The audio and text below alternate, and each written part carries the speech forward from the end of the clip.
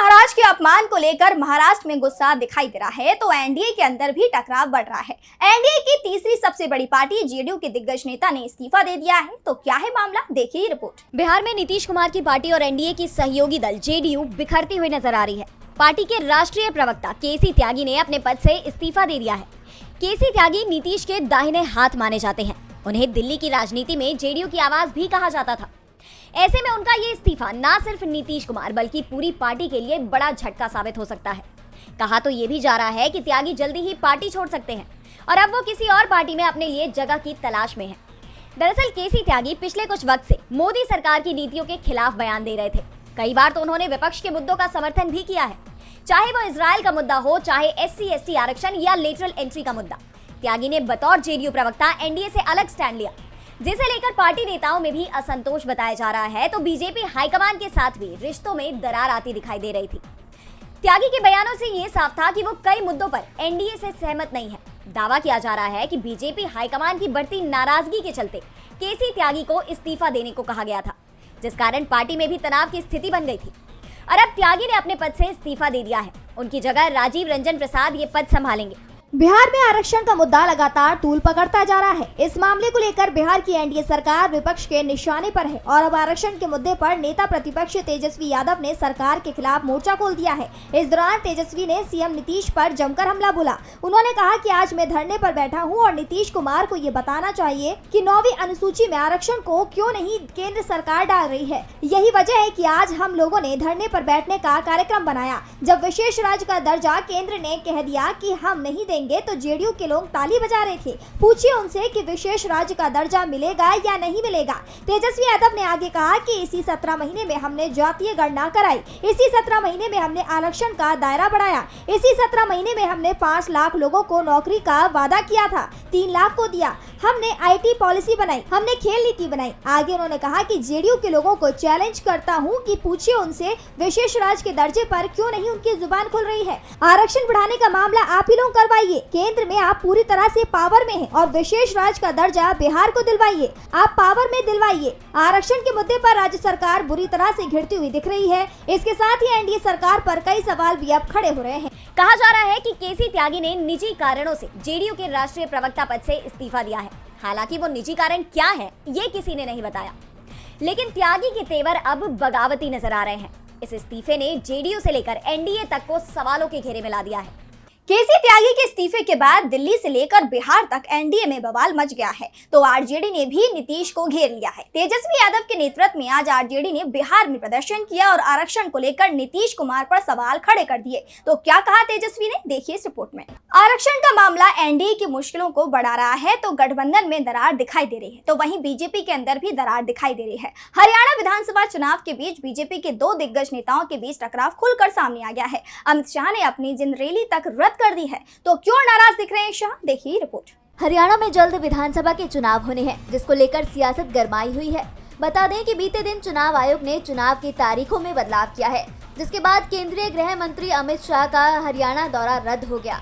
चौंकाने वाली बात यह है कि शाह के दौरा कैंसिल करते ही बीजेपी की इस जींद रैली के पोस्टरों से उनका चेहरा भी गायब कर दिया गया।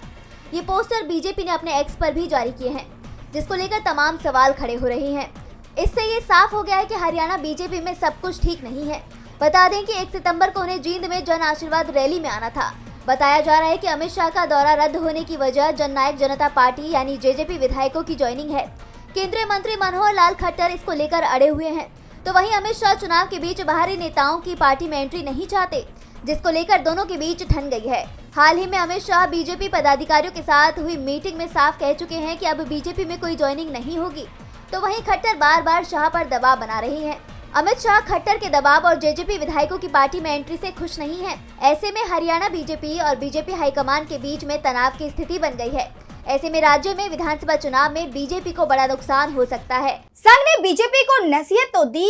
बीजेपी के दिग्गज नेता सुब्रमण्यम स्वामी ने भी मोदी सरकार की विदेश नीति पर सवाल खड़े कर दिए हैं। उन्होंने कहा कि मोदी सरकार की नीतियों के चलते आज भारत अलग थलग पड़ गया है। देखिए रिपोर्ट। बीजेपी नेता सुब्रमण्यम स्वामी ने एक बार फिर पीएम मोदी पर हमला किया। स्वामी ने अमेरिका और चीन से भारत के रिश्तों के साथ साथ पीएम मोदी की विदेश की यात्राओं को लेकर निशाना साधा। इसके साथ ही उन्होंने मौजूदा समय की जियोपॉलिटिक्स को लेकर भी प्रधानमंत्री की आलोचना की।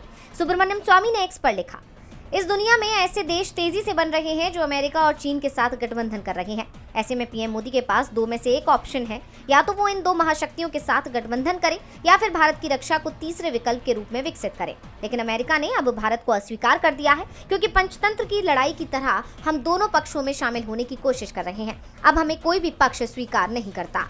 इसके अलावा उन्होंने एक अन्य पोस्ट में लिखा, क्या मोदी को इस बात का एहसास है कि वो बड़े या छोटे, मित्रवत या शत्रुतापूर्ण, निकट या दूर सभी देशों की मूर्खतापूर्ण यात्रा कर रहे हैं। उन्हें अब विशाल जनसंख्या वाले देश के प्रधानमंत्री के रूप में एक ट्रैपेज आर्टिस्ट के रूप में देखा जा रहा है।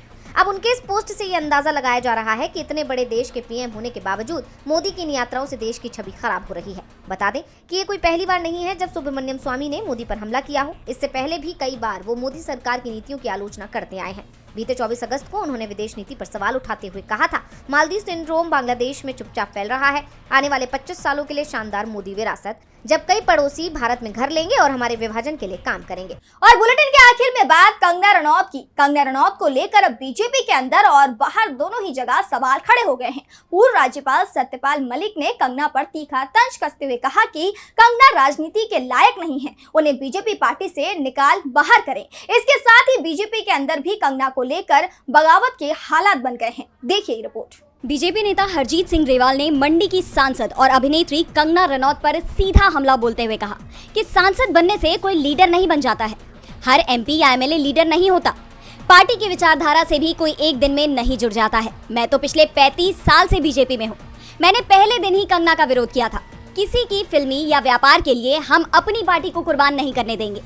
ये उनका काम है, फिल्म बनाए या ना बनाए। फिल्म को पास करना या ना करना ये काम सेंसर बोर्ड का है। कोई भी खालसा या पंजाब के खिलाफ बोले, उसके खिलाफ हर बीजेपी वर्कर स्टैंड लेगा। इसमें अपना पराया कोई नहीं है।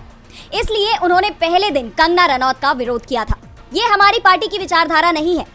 ग्रेवाल ने कहा कि पार्टी अध्यक्ष की तरफ से कंगना को चेतावनी दी जा चुकी है। उन्हें भविष्य में सोच समझकर कोई कदम उठाने चाहिए। बीजेपी के अंदर टकराव दिखाई दे रहा है, साथ ही पार्टी के अंदर एक डर भी दिख रहा है। इस बीच आरएसएस ने भी बीजेपी को सचेत किया है, साफ संदेश दिया है कि राहुल गांधी जिस तरह से आगे बढ़ रहे हैं उसे देखकर साफ है कि बीजेपी कुछ ही दिनों में पूरे देश से साफ हो सकती है। तो क्या कहा आरएसएस ने, देखिए इस रिपोर्ट में। संघ और बीजेपी दोनों की चिंता इस समय राहुल गांधी बन गए हैं, क्योंकि राहुल गांधी बीजेपी के साथ आरएसएस पर भी सीधा हमला बोल रहे हैं। और सबसे बड़ी बात, राहुल जो सवाल उठा रहे हैं उसका जवाब ना तो बीजेपी के पास है और ना ही आरएसएस के पास। जिस तरीके से राहुल गांधी ने दलित, आदिवासी, ओबीसी के साथ ही युवाओं के मुद्दे उठाए हैं, उसके बाद देश की बड़ी आबादी राहुल गांधी की तरफ देख रही है। संविधान के मुद्दे पर तो संघ और बीजेपी दोनों ही बुरी तरह से फंसे हुए हैं। संघ की इंटरनल रिपोर्ट में ये बात भी सामने आई है कि दक्षिण भारत में तो राहुल गांधी की लोकप्रियता पहले से ही नरेंद्र मोदी से ज्यादा थी और अब उत्तर भारत में भी राहुल की लोकप्रियता काफी ज्यादा बढ़ चुकी है। खास तौर पर चुनावी राज्य हरियाणा और जम्मू कश्मीर में राहुल गांधी बेहद लोकप्रिय हैं और इन दोनों ही राज्यों में कांग्रेस और उसका गठबंधन सरकार बनाता दिखाई दे रहा है। आरएसएस ने जेपी नड्डा और बीजेपी के संगठन महासचिव बीएल संतोष के साथ राहुल गांधी के मामले को लेकर खास चर्चा की है। संघ ने बीजेपी को नसीहत देते हुए कहा कि राहुल गांधी जिन मुद्दों को उठा रहे हैं उन पर बीजेपी अपनी रणनीति साफ करे। राहुल गांधी के कदम अब तेजी से आगे बढ़ रहे हैं। सिर्फ हरियाणा और जम्मू कश्मीर में ही बीजेपी संकट में नहीं है, बल्कि आगे जिन राज्यों में विधानसभा चुनाव होने हैं वहां पर भी हालात बीजेपी के पक्ष में नहीं है। अगर राहुल गांधी को नहीं रोका गया तो बीजेपी एक एक करके सभी राज्यों की सत्ता से बाहर हो जाएगी। मुश्किल से उसके पास 1 या 2 राज्य बचेगा। संघ की तरफ से कहा गया कि राहुल गांधी की रणनीति की काट नहीं निकाली गई तो पहले बीजेपी राज्यों की सत्ता से बाहर होगी और फिर केंद्र की सत्ता से भी बाहर हो जाएगी। आरएसएस की बीजेपी को ये नसीहत नहीं बल्कि चेतावनी मानी जा